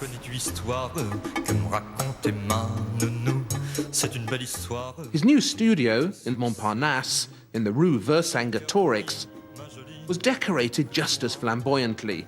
It was entirely yellow inside. Even the glass was painted yellow. And on these yellow walls, he hung a selection of his most outrageous pictures. There are some hilarious photographs of the Rue Vercingetorix, some taken by Gauguin himself. Unfortunately, they're in black and white and can't convey what must have been a wild, full-colour experience. The black woman is his new mistress, Anna the Javanese. The art dealer Vollard passed Anna to Gauguin. I say passed because that's how she seemed to get around, from person to person. She was half Malaysian, half Sri Lankan, they think, but someone called her Javanese, and it stuck. Anna was tiny but unmissable. She used to stick her tongue out at people in the street and went everywhere with her pet monkey. There was an eyewitness to these bohemian shenanigans. Downstairs at the Rue Vercingetorix lived a Swedish sculptress, Ida, and her 13-year-old daughter, Judith. Judith developed the most enormous, life-changing crush on Gauguin. She kept offering herself to him whenever they were alone. Judith left some racy memoirs of her life at Rue Vercingetorix, full of excited accounts of attempted gropes on the stairs. Come in. You're the only man with a copy of the manuscript of Judith Mollard. Seems like it, yes. I let his plump hands caress the recent roundness, as if they were caressing a clay pot, she says of Gauguin. These are mine, he replied. Of course they were his, but I could only remain silent. It sounds as if they had a lot of fun in this house in the Rue Vercingetorix. Yeah. You bet they had. I mean, because, Judith's mother, Ida, she was a very, very, very poor girl from Sweden. And she was a sculptor, but she married William Mollard, a composer, friend of Satie, of Debussy, Delius, etc. All the interesting composers were there. And this is also where Judith grew up. As a young, a little bit shy, very beautiful girl, and with, of course, many men wanting to have affairs with her, and all the parties going on each week. She describes the room that Gauguin lived in, which he covered in cheap yellow wallpaper. It sounds like an extraordinary looking space. Yes, and Gauguin was a guy who knew how to make, say, as a stage set for himself and his art, because he had a piano there and he had all his paintings on these beautiful yellow walls. Her mother, Ida, foolishly agreed to let Gauguin paint Judith nude. Halfway through the sittings, she changed her mind. So Gauguin did something peculiar. He turned Judith into Anna the Javanese. He gave the painting a Tahitian title so no one could understand it. Aita Tamari Vahin Judith Te Parari. The child woman Judith is not yet breached.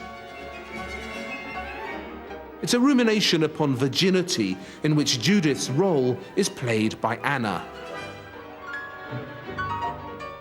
One picture, two women. It was all getting very complicated. Gauguin needed badly to get out of Paris for the summer.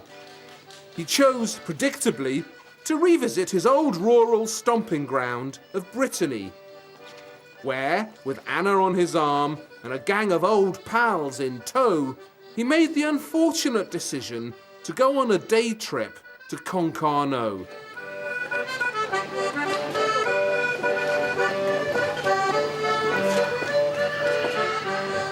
There were 9 of them, 3 of Gauguin's gang, their girlfriends, Gauguin, of course, Anna the Javanese, and her monkey.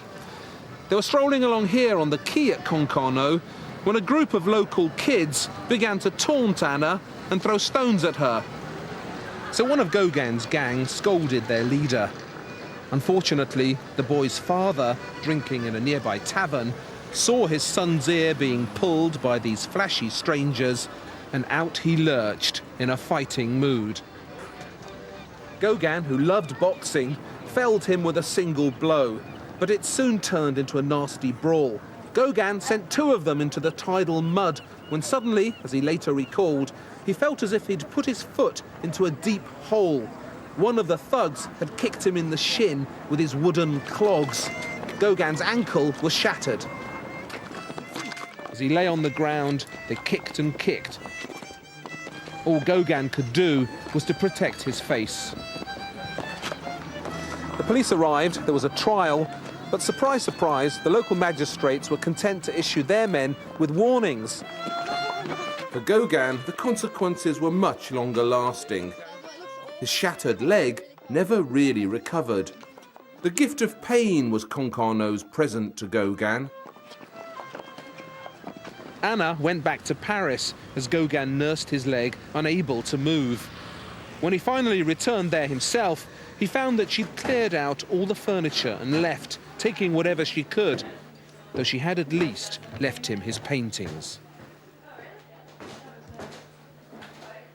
The last straw for Gauguin was when his ceramic masterpiece, the sculpture he would later insist must be placed on his grave, Oviri, the Savage, was rejected by the Salon of 1895. That was it for him. He set madly about collecting what money he could and managed to beg and borrow enough to buy his passage back to Tahiti. This time, he would never return. Papeete had had a makeover in the 2 years he'd been away. Electricity had been introduced. A huge steam-driven merry-go-round had been installed where the royal palace used to stand. There were also French cyclists wobbling along the potholed roads, which Gauguin didn't like, and on the lawns outside the governor's house, they were playing a fashionable new game called tennis.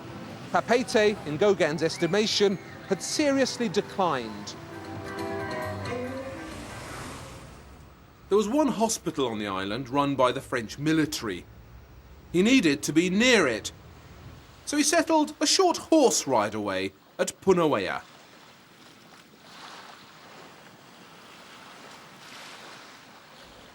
When you see a picture like this, The Poor Fisherman it's called, you assume Gauguin's dreaming, making stuff up.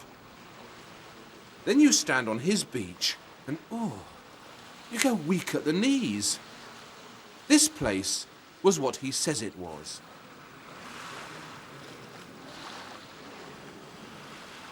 Termana had remarried a local boy while he was away. She came quickly to see him, but refused to move in. I imagine because of the all-too-evident sores and weeping wounds that now covered his legs. These runny sores that had sprung up were not all the handiwork of the brutal stevedores of Brittany, although they didn't help. And the blood he was coughing up wasn't heart trouble, as he'd assumed. These symptoms were now unmistakable. Gauguin had developed syphilis. Gauguin first started showing signs of syphilis when he got to Tahiti, so people have naturally assumed that he must have picked it up there. But the chances are that he probably picked it up earlier than that. Well, this is the kind of difficult thing about syphilis, and there are quite often people who acquire syphilis in the distant past and then manifest symptoms of it many, many years later. When he started getting the sores on his leg, how painful would that have been? Well, these sores can be extremely painful, and they also can spread, ulcerate, causing difficulty walking, pain walking. Gauguin began to take morphine to dull the pain. That presumably was normal at the time. Oh, very much so. I mean, morphine was one of the few effective medications available, and it was used for a wide range of different painful conditions. It's usually held against Gauguin that he went to Tahiti and then infected all these young girls with it. Is that actually likely to have happened? It's very unlikely. I mean, by the time he was showing the signs of late syphilis, he was no longer infectious, he was no longer able to pass it on. With Termana having turned him down, Gauguin, or Coque, as the Tahitians called him, needed a new vagin. He found a girl straight away, Paura, from round here in Punauia. Among Gauguin's Tahitian vagines, Paura has been the one most insultingly described. She was stupid, we're told, slovenly, a bad housekeeper, not a patch on Termana. Maybe, but by my reckoning, she did more for his art than any woman he ever painted. She stayed with him, on and off, for 6 crucial years. She was his greatest muse.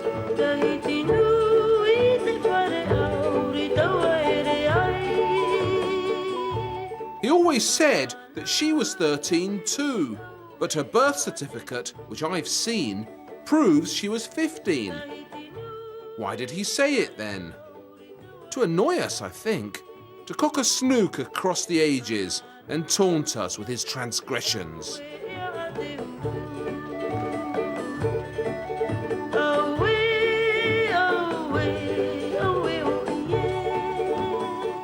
During that first spring back in Tahiti, Gauguin learned that Paura was going to have a baby, and that this baby, somewhat momentously, was due at Christmas.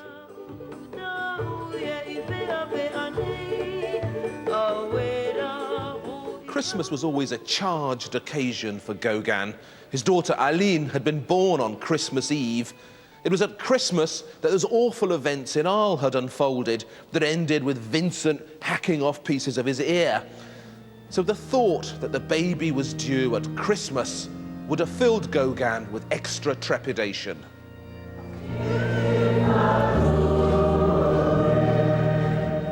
Even before the baby was born, he'd proclaimed its arrival in this unlikely Tahitian nativity, set in the South Seas rather than Bethlehem, in which Mary's place is taken by Paura, sporting a halo.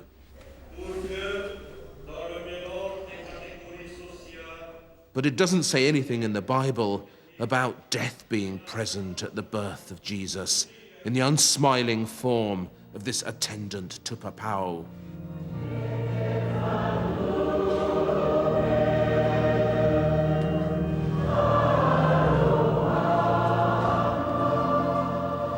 He was right to be anxious. The baby was born sometime around Christmas 1896. We know it was a little girl, which would have delighted Gauguin, but she died soon afterwards. His response was to paint this, a picture I've never been able to shake out of my imagination. It's so haunting.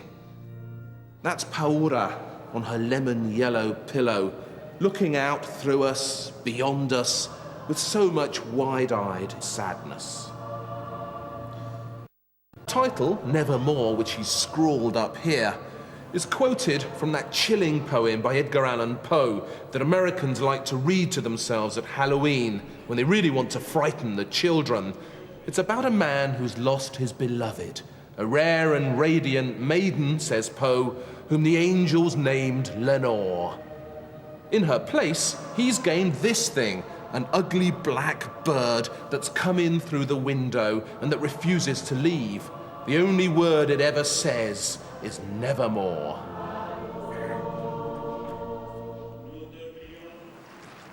Gauguin couldn't properly afford the house he actually built here.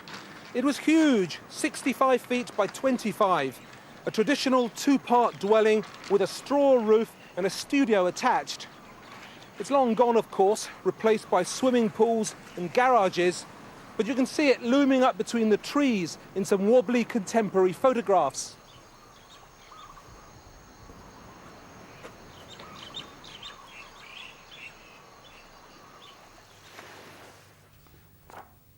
The syphilis was now impacting unavoidably on his mood and health. The sores had spread up both his legs. He had to have them continuously bandaged. Everyone was sure that what he actually had was leprosy. They wouldn't go near him, except Paola, who managed again to get pregnant. This is one of her descendants. Look at his nose. It's unmistakable. Gauguin took no pleasure in his fertility. He was certain he was dying, and that there was time for just one last summation. A painting that set out deliberately to sum up everything he knew and feared. The title asks three of the biggest questions a man can ask of his universe. D'où venons-nous? Where are we from? Que sommes-nous? What are we? Où allons-nous? Where are we going? I'll tell you where we are. We're down at the beach at Punauia.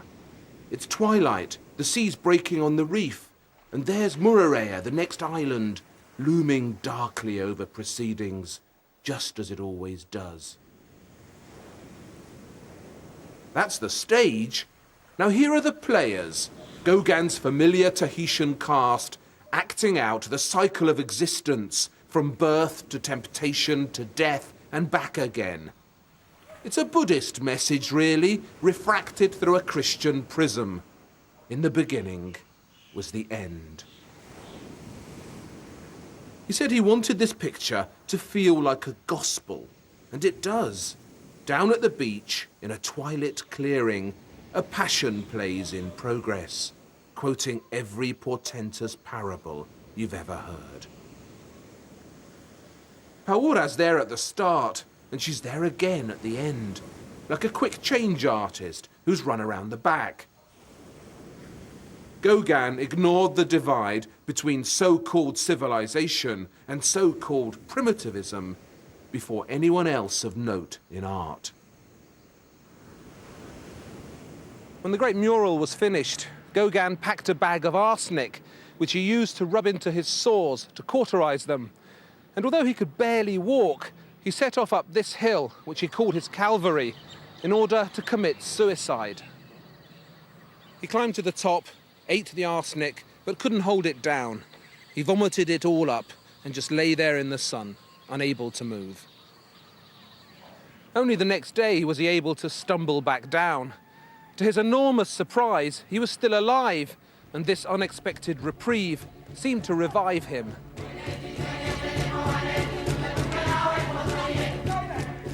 Word had reached Papeete that back in Paris there was going to be another universal exhibition to see in the new century. Gauguin roused himself from his druggy stupor to produce a gorgeous series of pictures aimed deliberately at the big show.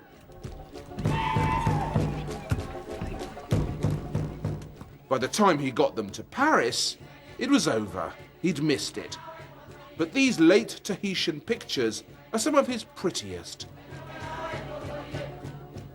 The morphine had soaked into his art and robbed it of its tension. Here's an imagination swinging in a hammock, sticking in the needle and dreaming.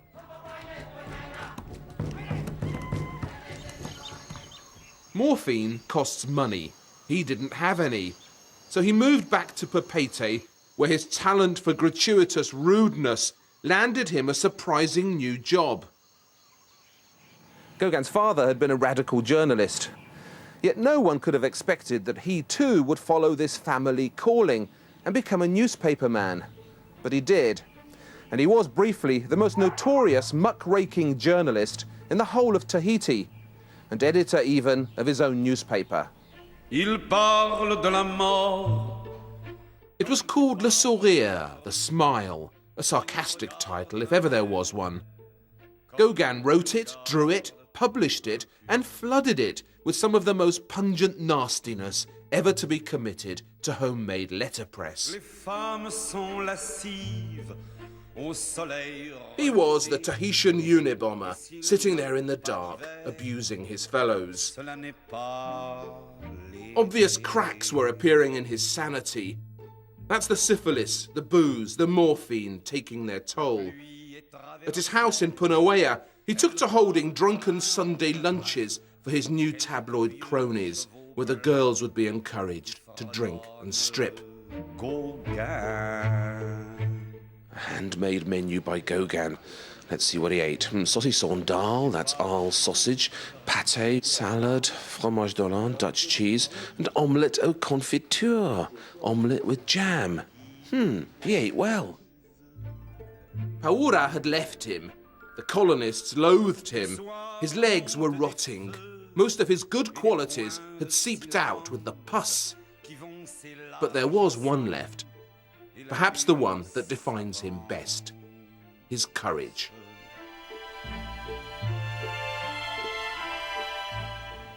He could barely walk, but the urge was there for one more journey, a big one. The Marquesas Islands have a dubious distinction. They're the point on our planet furthest removed from a landmass. This makes them the ultimate destination for anyone seeking to get as far away as possible from the rest of us. As he stepped off the boat, Gauguin was mobbed and clapped by the locals. Word spread he was here. People wanted to see him. The irony is that what attracted the crowd wasn't his great fame as a painter, but his notoriety as a journalist. His relentless campaigns against the colonial authorities had gone down very well with the inhabitants of Hivaoa. The Marquesan men were renowned for their ferocity and rumoured to be cannibals. Gauguin believed it. It's one of the reasons he came here. He liked their art too and mimicked it in his carved coconuts.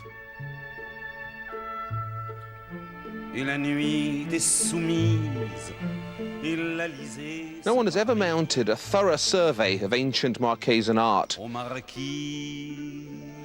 One look at the impenetrable mountain jungle that looms up over the entire centre of Hivaoa, and you see immediately why. It's impossible. But scattered around the island, in clearings and glades, are some of the most mysterious and brooding remains in the whole of the South Seas. Gauguin must have had a photo of the giant tiki of Hivaoa. It must have been another of the reasons he came. But he never saw the real thing. His rotting legs could never manage the journey across the interior. Where Gauguin got off the boat is where he stayed. Aux Marquises.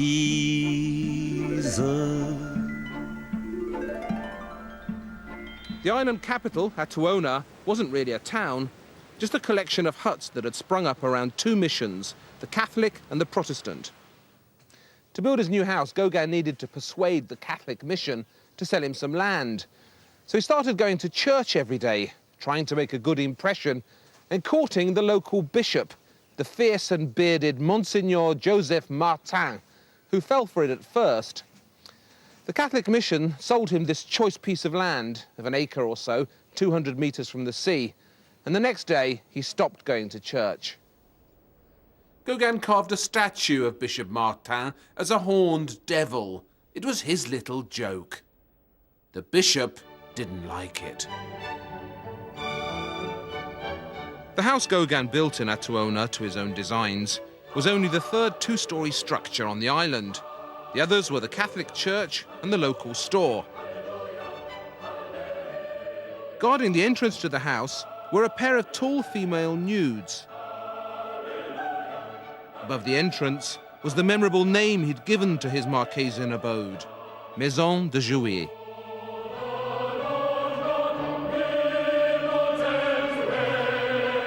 The Maison de Jouy is usually translated tactfully as the house of pleasure, but its meaning in French is more than that. It's something like the house of orgasm. And the Catholic mission would have been alerted immediately to his true character when this sign went up. On the walls inside, amongst the family photos and the copies of his favourite paintings, he pinned 45 pornographic photographs that he'd bought in Port Said during a stopover on his second voyage to Tahiti. Gauguin apparently enjoyed showing these to the local women, and if they found them amusing, he'd slip his hand under their wraps and whisper things in their ears. It wasn't noble behaviour, but he was long past that. His favourite composer was Handel, whom he'd play loudly on his harmonium. He got a dog as well and called it Pago in the provocative naval slang of his own monogram. It means penis. And Gauguin would have enjoyed shouting its name within earshot of the nuns running the Catholic boarding school for girls that bordered his property so temptingly. It was at this school that he found himself a new teenage Vahine, the obscure Vaioho, about whom we know next to nothing, and whom Gauguin appears never to have painted. Instead, the native Eve associated most closely with his Marquesas interlude was a red-headed Polynesian called Tahotaua, who seems also to have been his lover. She was spectacularly beautiful. Gauguin himself must have posed this photograph in preparation for the tributes he painted to his red-headed Marquesian temptress. They're as gorgeous as anything he ever did. Beauty, even at the end, could still stir him. The wonder of it is that he painted anything at all. They've just dug up the old well at his house in Atuona and found inside it a small pharmacy of potions. This is what he needed every day just to keep alive. Vous avez trouvé beaucoup de choses. Tous les objets qui sont dans cette vitrine, là, on les a remontés du puits en février 2000 à 4 mètres de profondeur dans un baril éclaté. Beaucoup de médecins. Voilà, hein. Toutes ces bouteilles également, c'est à base de médicaments également. Hein. Warner's Safe Kidney and Liver Remedy. C'est anglais. C'est anglais. Mais vous avez trouvé le seringue, non? Oui, la seringue également. Ah oui. Voilà. Là, vous avez la seringue, hein, donc le fourreau qui va à l'intérieur, avec encore les petits joints en caoutchouc. On sait qu'il se pique ici à la morphine. Il se piquait déjà en Bretagne avec la morphine. Hein. Ça, c'est l'ampoule que ça, vous c'est une montré. des ampoules de morphine. Hein. Oui. Voilà, j'en ai 2 ici. Oui, oui, oui. Voilà. Ça, c'est des ampoules blindées. Hein.